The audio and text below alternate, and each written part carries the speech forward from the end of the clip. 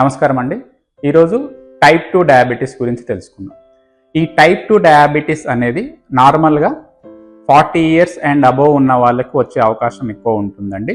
ఈ మధ్యల కాలంలో చాలామందికి ఫుడ్ హ్యాబిట్స్ అంటే మనకు ప్రాసెస్డ్ ఫుడ్, పిజ్జా, బర్గర్ ఇలాంటి ప్రాసెస్ ఫుడ్ తిన్న వాళ్ళకి కానీ, సెడెటరీ లైఫ్ స్టైల్ అనేది అంటే కూర్చున్న దగ్గరే వర్క్ చేయడం, వర్క్ ఫ్రమ్ హోమ్ అని చాలా వరకు ఈ సెడెటరీ లైఫ్ స్టైల్ ఉండడం వల్ల తక్కువ ఏజ్లోనే టైప్ 2 డయాబెటీస్ బారిన పడే అవకాశం ఎక్కువ ఉంటుందండి. ఇది రావడం వల్ల ఏమవుతుంది అంటే ఇన్సులిన్ అంటే మన శరీరంలో ప్యాంక్రియాస్ నుంచి వెలువడే ఇన్సులిన్కి రెసిస్టెన్స్ అనేది ఏర్పడుతుంది. అంటే ఇప్పుడు మనకి ఈ ఇన్సులిన్ అనేది ప్రతి కణంలో ఒక లాక్ సిస్టమ్ లాగా ఉంటుంది అనమాట. అంటే ఈ కణానికి ఈ ఇన్సులిన్ అనేది సంబంధించిన గేట్ ఉంటుంది అనమాట. సో గ్లూకోజ్ అనేది ఈ ఇన్సులిన్ గేట్ ద్వారా లోపలికి వెళ్ళి సెల్లోకి గ్లూకోజ్ చేరడం వల్ల ప్రతి కణం యాక్టివేట్ అవ్వు ఎనర్జీ సోర్స్ లాగా యూజ్ అవుతుంది. సో ఈ ఇన్సులిన్కి రెసిస్టెన్స్ రావడం వల్ల ఈ కణంలోకి ఈ గ్లూకోజ్ మాలిక్యూల్ అనేది చేరడానికి ఇబ్బంది అయ్యి శరీరం అంతటా గ్లూకోజ్ లెవెల్ రక్తంలోనే చేరిపోతుంది తప్పించి కణంలోకి చేరడానికి బాగా ఇబ్బంది అవుతుంది. దానివల్ల రక్తంలోనే షుగర్ ఏర్పడుతుంటుంది కానీ కణంలోకి వెళ్ళదు.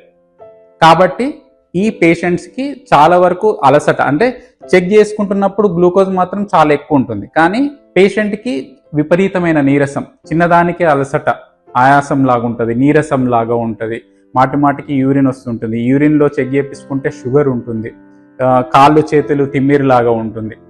సో ఇలాంటి ఈ సిమ్టమ్స్ ఉన్నప్పుడు వెంటనే మనం దగ్గరలో ఉన్న డాక్టర్ దగ్గరికి వెళ్ళి చూయించాలి. చూసుకొని ఒకసారి మనము ఈ ఫాస్టింగ్ బ్లడ్ గ్లూకోజ్ అంటాం అనమాట. అంటే తినడానికి పరిగడుపున్న ఒకసారి గ్లూకోజ్ చెక్ చేయించాలి అండ్ తిన్న తర్వాత 2 అవర్స్కి ఒకసారి గ్లూకోజ్ పరీక్ష చేయించాలి.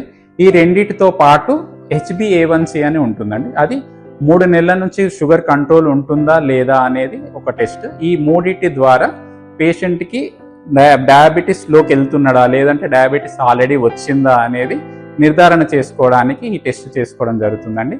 ఈ HbA1c అనేది 6.5% కన్నా ఎక్కువ ఉంటే షుగర్ ఖచ్చితంగా ఉన్నట్టు లెక్క. ఒకవేళ 6 to 6.5 ఉంటే దాన్ని ప్రీ డయాబెటీస్ అంటారండి.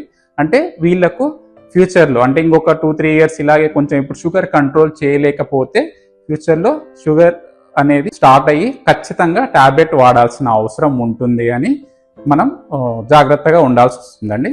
కాబట్టి ఈ షుగర్ ఒకవేళ ఎక్కువ అయినా దగ్గరలో ఉన్న జనరల్ ఫిజిషియన్ దగ్గరికి కానీ ఎండోక్రైనాలజిస్ట్ దగ్గరికి కానీ వెళ్ళి చూయించుకోవాలి. చూయించుకొని ఆ పేషెంట్ కండిషన్ బట్టి ఒబేస్ ఉన్నాడా లేదు అంటే బక్కగా ఉన్నాడా, సో ఈ రకంగా చూసుకొని ఆ మోతాదు సరిపడా టాబ్లెట్లు అనేది డాక్టర్ ప్రిస్క్రైబ్ చేస్తారండి. దాని ప్రకారం వాడాల్సిన అవసరం ఉంటుందండి. Thank you.